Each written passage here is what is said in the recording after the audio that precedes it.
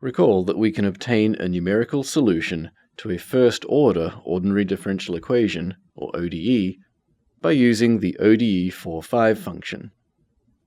Higher-order ODEs, which are common in physics and engineering applications, can also be solved using ODE 4-5, though they require some additional effort.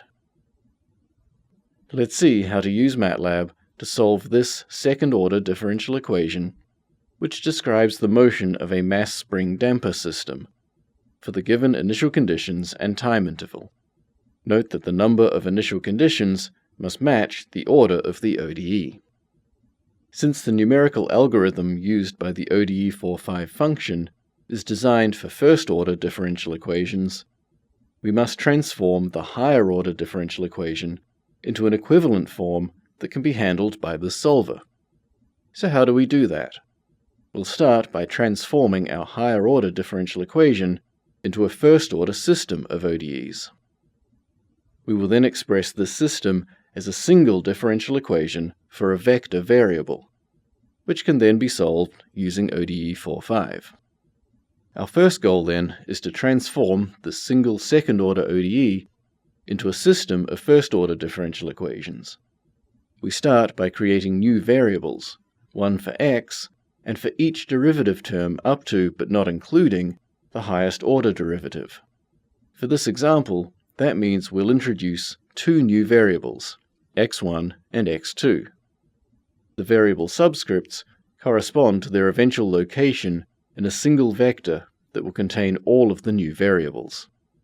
Next, we take the derivatives of x1 and x2, and use the original differential equation to replace the second-order derivative term.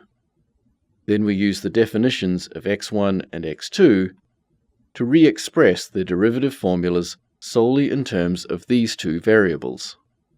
We've now transformed the original second-order ODE for x into an equivalent system of first-order ODEs for x1 and x2. Our next goal is to combine this system of equations involving several variables into a single equation for a single variable.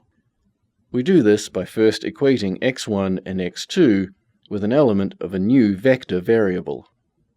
Next, we take the derivative of the new vector variable and obtain a formula for each component from the first-order system.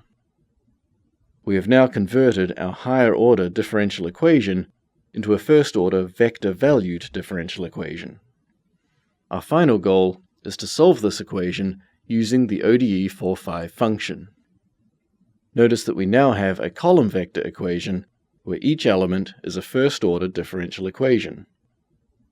The ODE 4-5 function will be able to solve both of these ODEs simultaneously, giving us the solution to our original second-order ODE. The first step is to create the required inputs. The first input is a function handle for the derivative dx dt. The derivative function handle should return a column vector, and its elements should correspond to those of the vector-valued derivative formula. Note that the independent variable t must be included as an input argument, even though it does not appear in the derivative formula in this example. Next, we create vectors which contain time limits and initial conditions for the solver.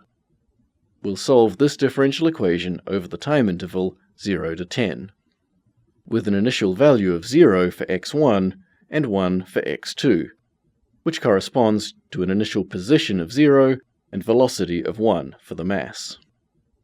We then call ODE 4-5 with these three inputs, and store the output in two variables, t-sol and x-sol. The first output is a vector containing the times at which the numerical solution was computed. The second output is a matrix that contains the numerical solution to the differential equation at each time value. Each column of the solution matrix corresponds to an element of the vector variable, which in turn correspond to the position and velocity of the mass over time. To recap, we've taken a higher-order ODE, introduced new variables to obtain a first-order system of ODEs, converted the system into a vector-valued ODE, and obtained the solution using ODE 4.5. Once we have obtained the solution matrix, we can extract the individual components from the solution matrix for further analysis or visualization of the mass spring damper system motion.